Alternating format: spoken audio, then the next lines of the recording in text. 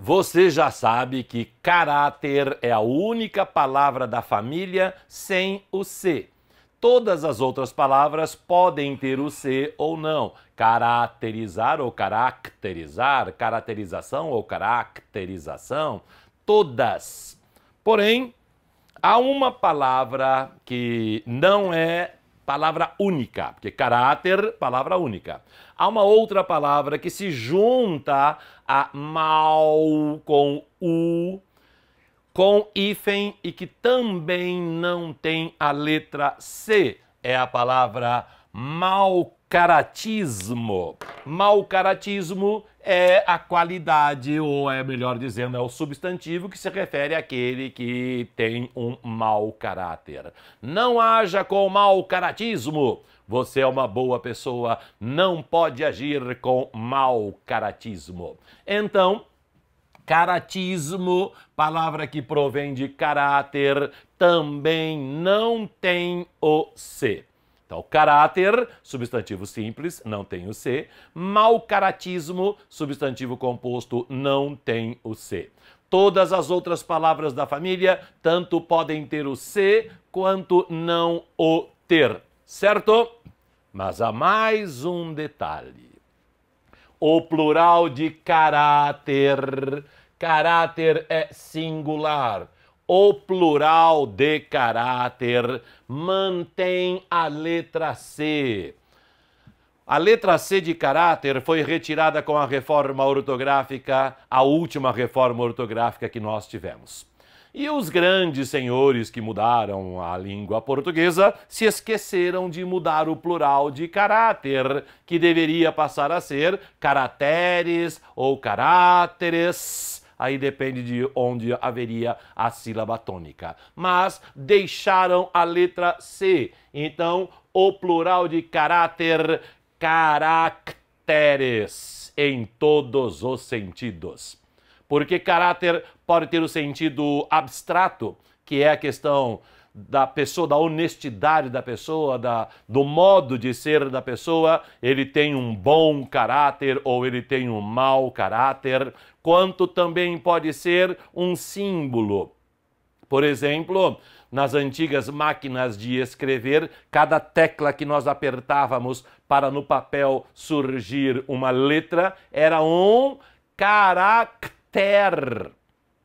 Tanto pode ser caráter quanto caractere. Apesar da palavra caractere tem caído em desuso, tem sido perdido pelo tempo. Então, caráter tanto pode ser a questão abstrata da honestidade ou do modo de ser da pessoa, quanto o símbolo. Tanto o símbolo A, B, C, D, E, 1, 2, 3, 4, 5, quanto símbolos antigos, como veremos daqui a pouquinho no texto aqui. Então, o plural de caráter, caracteres. A máquina de escrever tinha vários caracteres para indicar cada letra, cada número e alguns símbolos especiais. O cidadão que não tem um bom caráter é um mau caráter, que se escreve com hífen. Você não pode ser um mau caráter. Você tem de agir bem, tem de agir com honestidade. E o plural de mau caráter também, igualzinho ao que acontece com caráter, substantivo simples, maus caracteres. Não ande com os maus caracteres. Esquisita a palavra, né? Para nós brasileiros, muito estranho dizer isso. Pouquíssimas pessoas usam isso. Aliás, nunca ouvi alguém usar a palavra maus caracteres. Cuidado com os maus caracteres. Mau caráter com hífen, maus caracteres com hífen. Essas são as pessoas de mau caráter, agora sem hífen, porque não caracteriza uma pessoa, não caracteriza um elemento. Um mau caráter com hífen é uma pessoa que tem mau caráter sem hífen. Ela tem o caráter de modo negativo. Mal com U é antônimo de bom. Mal com L é antônimo de bem. Então não confunda. Mal com mal. O problema é que nós brasileiros usamos a letra L no final de uma sílaba como se fosse U. Nós falamos vogal, pastel, carretel, como falamos céu. Por isso o problema da pluralização. Muitas pessoas, ou da pluralização, por exemplo, de pastel. Qual é a pluralização de pastel? Qual é a pluralização de chapéu? Ao cidadão, pastéis, ele pensa então, chapéis. Não, porque pastel termina em L, plural pastéis. E chapéu termina em U, por isso chapéus. Mal com U é adjetivo, o contrário de bom. Não seja mal, seja bom. Mal com L é o contrário de bem. Não haja mal, haja bem. O mau caráter é aquele que não tem um bom caráter. O mau caráter com hífen é aquele com mau caratismo. É aquele que age com mau caratismo, também com U. Eu sei que você não vai escrever essas palavras, raramente você escreverá essas palavras, mas concurseiro, vestibulando, isso pode ser objeto de cobrança em um concurso, como 2 vezes já aconteceu. Nesta frase de Machado de Assis, em Memórias Póstumas de Brás Cubas, ele escreveu: a natureza parece estar perdendo, a natureza parece estar chorando a perda de um dos mais belos, e aí colocou o plural de caráter aqui. Memórias Póstumas de Brás Cubas, o morto falando de si próprio, ironicamente dizendo que a natureza parece chorar a perda de um dos mais belos caracteres. Se Machado de Assis escreveu essa palavra, pode ser cobrada em qualquer vestibular por aí. Na minha pesquisa, inclusive, encontrei várias questões perguntando o plural de caráter. Algumas questões mais antigas, ainda o caráter com C, e outras mais modernas, já o caráter sem C e o plural caracteres com C. E aqui a outra frase que também caiu em um concurso: os arqueólogos até hoje tentam decifrar alguns caracteres usados por povos da antiguidade. Machado de Assis usou caracteres no sentido da honestidade, do modo de ser do cidadão, e o outro teste usou caracteres no sentido do símbolo, no sentido de tentar decifrar aquilo que os povos da antiguidade escreviam, sabe lá onde. Algumas palavras que eu julgo importante analisar aqui também, para termos algo a mais no nosso estudo. Natureza se escreve com Z, porque escrevem-se com es e esa, com Z, todas as palavras, todos os substantivos abstratos que provenham de um adjetivo. Então, por exemplo, você diz, ela é linda, a lindeza dela com Z. Algo é ácido, a acidez desta coisa com Z. Algo é natural, a natureza desta coisa com Z. E escreve-se com S quando for nacionalidade, português, inglês, portuguesa, inglesa. Quando for nome próprio, Inês com S, Teresa com S. E quando for um título, tanto o título nobiliárquico dos nobres, o marquês, a marquesa, a princesa, a duquesa, quanto um título comum, como quem trabalha no campo é camponês, quem habita o burgo é burguês e a burguesa, esses são com S. Com Z, quando for um substantivo abstrato que indique uma qualidade. Algo que é natural, então a natureza com Z parece estar chorando a perda. Perda, quando for substantivo. Substantivo exige a anteposição de um artigo, de um numeral, de um pronome. Então, você deve usar perda sempre que houver uma, porque aí será substantivo. A perda dele, uma perda muito grande. E perca é verbo.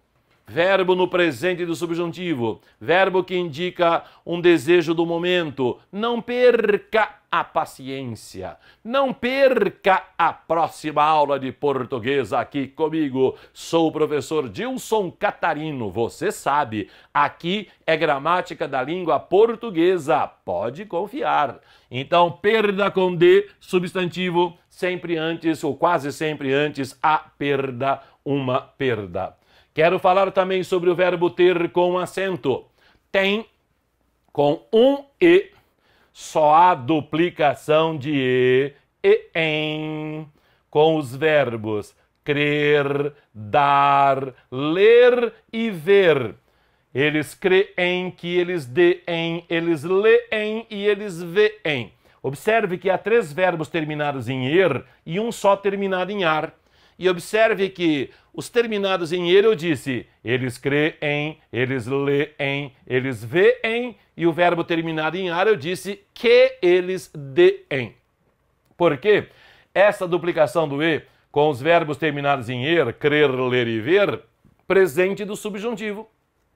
E com o verbo, presente do indicativo, aquele tempo que indica todos os dias eu, sempre eu. Então, todos os dias eles creem, todos os dias eles leem, todos os dias eles veem. E o verbo dar, no presente do subjuntivo, espero que, indica um desejo, então sempre use espero que eles deem.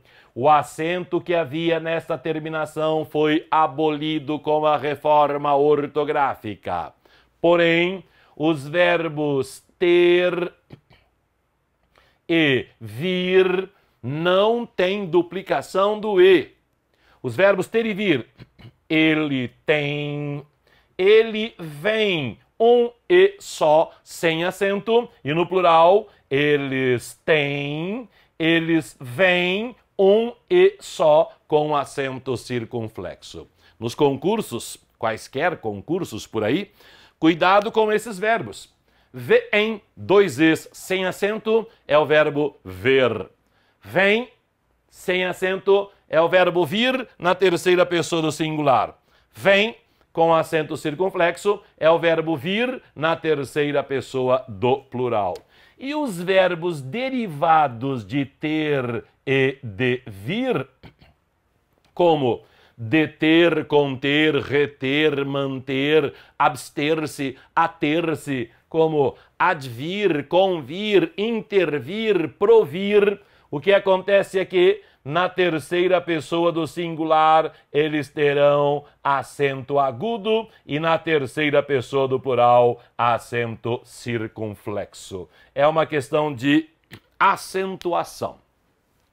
Todas as palavras terminadas em com a sílaba tônica sendo a última, acento obrigatório. Armazém, neném, também, amém, vintém, sempre com acento agudo. Então, ele detém, ele mantém, ele contém, ele intervém, ele provém, com acento agudo, e aí o acento diferencial, a terceira pessoa do plural, só para diferenciar, para mostrar que a terceira pessoa do singular e a terceira pessoa do plural mantém o acento circunflexo desta terceira pessoa do plural. Perfeito? Muito bem. Na última frase aqui, os arqueólogos, acento por ser uma proparoxítona, todas as palavras com a sílaba tônica na antepenúltima sílaba, acento obrigatório. É a chamada proparoxítona. Menos álibi, per capita e habita. Apesar de que muitos dicionários já registram álibi com o acento agudo. Per capita e habita. Habita é uma palavra latina. Escreve-se dessa maneira, mas não se pronuncia habitat. A sílaba tônica é a antepenúltima, é habita. E modernamente a palavra performance da língua inglesa também não tem acento exatamente por ser da língua inglesa. Então, os arqueólogos até hoje tentam decifrar alguns caracteres. usados por povos da antiguidade. O último detalhe aqui, antiguidade se escreve com letra maiúscula por indicar uma época da história da humanidade. Então, por exemplo, Idade Média tem que se escrever com letra maiúscula. Revolução Industrial tem que se escrever com letra maiúscula. Então, o assunto principal de hoje. Caráter perdeu-se em virtude da reforma ortográfica. O plural, caracteres, mantém o se. Mau caratismo com hífen não tem o se. Todas as outras palavras da família tanto podem ser usadas com o se quanto sem ele. Caracterização, característica, caracterização, característica. Obviamente, aqui eu forço um pouco o se para você perceber, mas no dia a dia você vai falar característica, bem pouquinho do se. Mau caráter com hífen é a qualidade do cidadão, o plural, maus caracteres com hífen, e mau caráter sem hífen é a qualidade do caráter. O mau caráter com hífen é aquele que tem um mau caráter sem hífen.